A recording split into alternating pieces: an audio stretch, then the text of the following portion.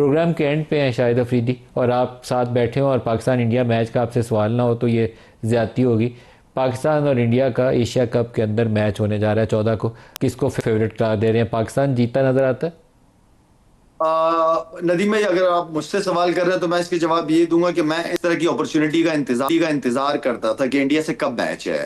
तो असल चीज आपका माइंडसेट, किस माइंडसेट के साथ आप इंडिया को फेस करने जा रहे हो, आपकी बॉडी लैंग्वेज, आपका एटीट्यूड, आपका एग्रेशन आपको मैच जितवा देगा। अग्रेशन तो चाहिए, लेकिन साथ हिकमत अमली भी चाहिए कि आपने गेम प्लान लेके क्या उतरना है मैदान के अंदर। बाज़ औक़ात मुझे लगता है कि हम या तो ओवर अग्रेसिव होते हुए अपनी विकेट्स थ्रो कर देते हैं, प्लान नहीं करते। क्योंकि एक या दो खिलाड़ी ऐसे होते हैं जिनको मैच फिनिश करने के लिए आपको इनक्रेज करना चाहिए। आपका हसन नवाज़ है, वो आजकल बहुत अच्छी फॉर्म में।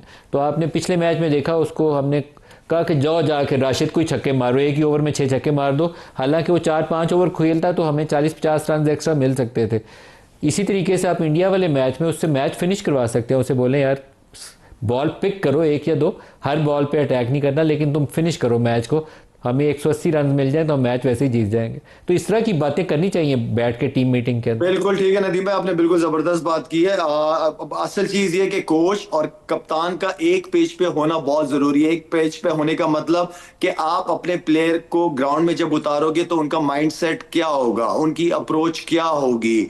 गेम अवेयरनेस सबसे इंपॉर्टेंट चीज है। उस दिन फखर ने एक इनिंग खेली, बहुत अच्छी इनिंग खेली फखर ने, अपने अपने मिजाज के टोटली अगेंस्ट खेली, लेकिन उस वक्त उस बैटिंग की डिमांड की जरूरत थी जिस तरह उसने बैटिंग की है। तो गेम अवेयरनेस सिचुएशन के हिसाब से आप खेलते हो। इस बार पिचेस भी अच्छी होंगी। हमारी इस वक्त जो टीम है नदीम भाई, honestly I am very much confident कि बड़ा अच्छा खेलेंगे, क्योंकि आप अपनी बैटिंग ठीक है, कुछ आज लड़के ऊपर नीचे परफॉर्म नहीं हो रहा, लेकिन एटलीस्ट हर बैट्समैन कहीं ना कहीं रन कर रहा है। बॉलिंग आपकी आउटस्टैंडिंग है, फील्डिंग आपकी आउटस्टैंडिंग है, कोई एक्सक्यूज नहीं है। आपकी स्पिनर्स बहुत जबरदस्त है। आपकी जिस रीजन में हम खेल रहे हैं, दुबई अबू धाबी, वहां पे स्पिनर्स का रोल बहुत इंपॉर्टेंट है। तो हमारे पास हर लिहाज से परफेक्ट, कोई एक्सक्यूज मेरे पास नहीं है।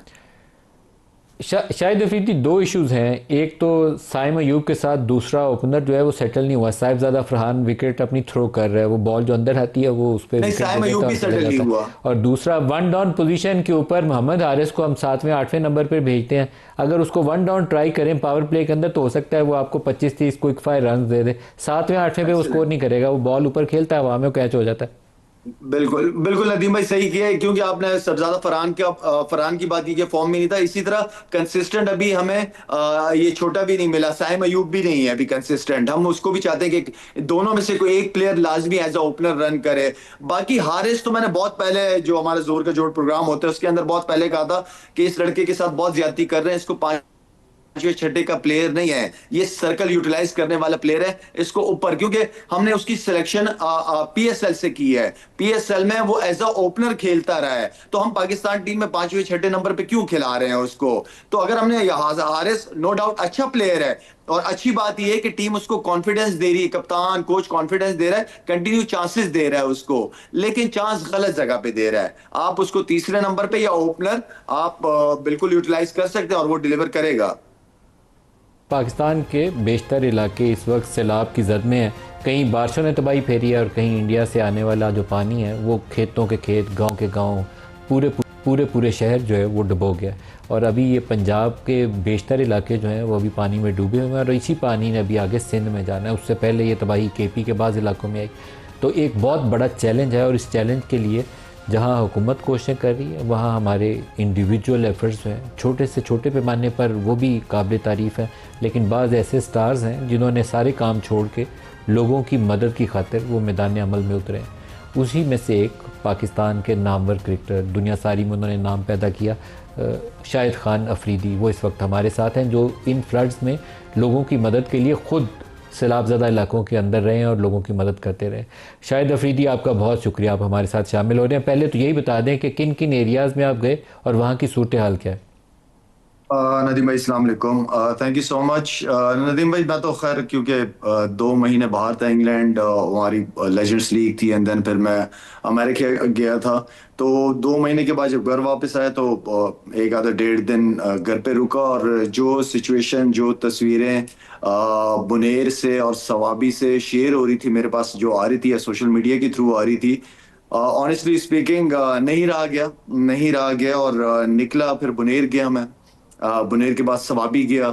सवाबी के बाद बाजोड़ अभी गया क्योंकि ऑपरेशन चल रहा है। तो सैलाब के हवाले से अगर बात हो रही है तो आई थिंक ये नदीम भाई, वीडियो देखना, न्यूज़ में देखना, मोबाइल में देखना, आप मैं ये कहने का मतलब ये कि उनके पास जाके उनसे मिलना, और जो सिचुएशन नजर आई, जिस तरह 2-2 मिनट में जो लोगों की इंटरव्यूज में डिफरेंट सोशल मीडिया पे, यूट्यूब वगैरह चैनल पे चीज़ों को शेयर करता रहा हूँ वहाँ के हालात के हवाले से। 14-14 फैमिलियाँ, 15-15 फैमिलियाँ 2-2 मिनट के अंदर जिंदगी में बदल जाना। आज भी बहुत सारे लोग हैं कहते हैं चल जो होना था वो हो गया, लेकिन एटलीस्ट मैं अपने बच्चों को, अपनी फैमिली को गोद में उठा के कहीं लाश तो मिल जाए ताकि वो देख तो लूं एक नजर आखिर, ताकि उनको दफना तो सकूं मैं अपने हाथों से। तो वो सिचुएशन थी, काफी तकलीफ दे थी। काफी सारे लोगों की आंखों में जब मैंने देखा तो वो आंसू भी सूख गए थे नदीम भाई। और मैं समझता हूँ कि वहां पे मुझे बहुत अच्छा भी लगा।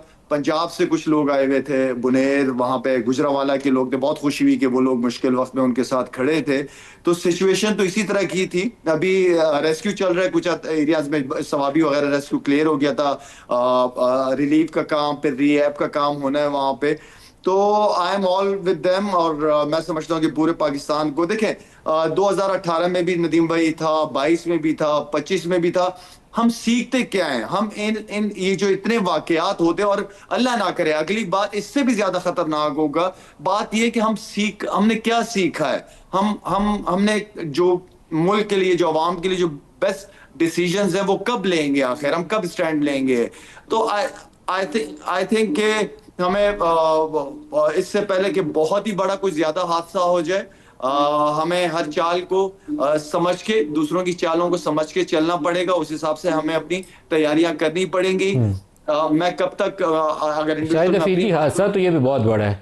जो पिछला सैलाब था वो भी बड़ा हादसा था, ये वाला सैलाब जो है ये भी बड़ा हादसा है, ये छोटा हादसा नहीं है।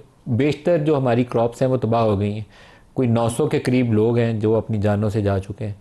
तो हमें अक्ल नहीं आनी, बस अफसोसनाक पहलू यह है कि हमें अक्ल नहीं आनी। दरियाओं के जो बेड्स हैं वो हमने कब्ज़ा किए हुए हैं, नालों के मुंह बंद करके हमने ज़मीनों कब्ज़ा कर लिए हैं, ग्रीन एरियाज़ हमने काट काट के उसको ब्राउन एरिया बना दिया। तो पहाड़ नेशनल काट लेवल दिए से हैं, ऊपर तो पहाड़ हमारे काट कानों पे दिए जूं हैं, नहीं रेंगती। टम्बर माफिया, पहाड़ काट दिए, पहाड़ पहाड़ काट दिए काट दिए। हमने, दरख्त काट दिए हमने। आखिर हम कर क्या रहे हैं? हम इसको, हर चीज को ना अल्लाह पे डाल देते हैं कि अल्लाह का अजाब, अल्लाह का अजाब। जाहिर बात है अल्लाह ने अकल भी तो दी है ना, डैम्स भी बनाने हैं, दरख्त भी लगाने हैं। मेरा मतलब है कि हम एक कुदरत के साथ क्या लड़ रहे हैं? अल्लाह ने अकल दी भी है, हम क्यों काम नहीं करते उस चीज पे? मैं क्या राशन ही देता रहूंगा? चलो मैं घर भी लोगों से घर बना देंगे, राशन दे देंगे, लेकिन आई मीन कि जो जो बेसिक्स हैं उसको तो हम तैयारी करें। हम चढ़े, हटा दे, बाढ़ में जाए, काला बाग डैम, जो भी डैम है, एटलीस्ट छोटे डैम्स तो बनाए ना। हम कोई काम तो शुरू करें ना नदीम भाई। शायद शायद अफरीदी जो अभी नई रिसर्च है, हमने 2-4 प्रोग्राम में वो एक्सपर्ट्स लिए हैं, तो वो कहते हैं कि जो दरियाओं के बेड्स हैं उनको आप वाटर स्टोरेज के लिए इस्तेमाल कर सकते हैं। डैमों की लड़ाई में तो आप जाते जाते जाएंगे ना, सिर्फ उन बेड्स की कब्जा की हुई ज़मीन वापस लें और उनको साफ़ करके उनको स्टोरेज बनाएं। वो कुदरती स्टोरेज अल्लाह ताला ने दी हुई है। चनाब जहाँ आता है, रावी जहाँ आता है, वो सारी ज़मीनें तो बिल्कुल, कब्जा हुई हुई हैं, तो उसको आप स्टोरेज के बिल्कुल। तौर पर यूज़ कर सकते हैं। नेचुरल स्टोरेज अल्लाह की बनाई हुई है, उसी को इस्तेमाल हम्म। कर लें। लेकिन उसके लिए भी एक नेशनल अप्रोच, नेशनल स्ट्रेटजी चाहिए, वो नहीं है। सबसे अफसोस इसी बात का है कि वो नहीं है। लोग मर जाते हैं, डूब जाते हैं, फसलें तबाह हो जाती हैं, जानवर मर जाते हैं। हम अफसोस के 4 बयान जारी करके फिर वहीं के वहीं खड़े होते हैं अगले सलाब के आने तक। बिल्कुल सही कहा नदीम भाई, बिल्कुल सही बात की है। एज अ कॉम हमें हमें डिसीजन लेने पड़ेंगे नदीम भाई। ये इस तरह नहीं चल सकता, और ना ये इस तरह चलेगा। हमें, मेरे ख्याल में, पास्ट में रहना नहीं चाहिए, पास्ट से सीखना चाहिए। और हमें उस हिसाब से, अकॉर्डिंग टू दैट, हमें अपने आने वाली हमने तो जितनी जी ली थी जी ली है। हमारी आने वाली नस्लें हैं, हमारी 60-65% यूथ है हमारे इस मुल्क के। हमने कोई अपनी यूथ को एक डायरेक्शन देनी है, हमारे बड़ों ने। हम कल परसों का सोचते हैं, गोरों की सोच चेक करें, 50-60 साल 100 साल का प्लान करके बैठे हुए होते हैं। तो हमें अपनी नस्लों के लिए सोचना पड़ेगा ये सारी चीजें। आखिर हम पास से इतने बड़े डिजास्टर होने के बावजूद हम सीखते नहीं है, समझते नहीं है, और फिर इंतजार कर रहे होते हैं। आखिर में हम अल्लाह पे डाल देते हैं हर चीज को। अच्छा, आपको भी शाबाश है इस काम पे जो आप कर रहे हैं, बहुत सारे और लोग भी कर रहे हैं। अहमद शहजाद हमारे क्रिकेटर हैं, वो जनूबी पंजाब में काफ़ी एक्टिव है। अभी मैंने शाम में बिल्कुल। उनसे बात की तो वो बाज़ ऐसे इलाकों में थे जहाँ सिग्नल भी नहीं आ रहा था। तो आप सारे लोगों को शाबाश है।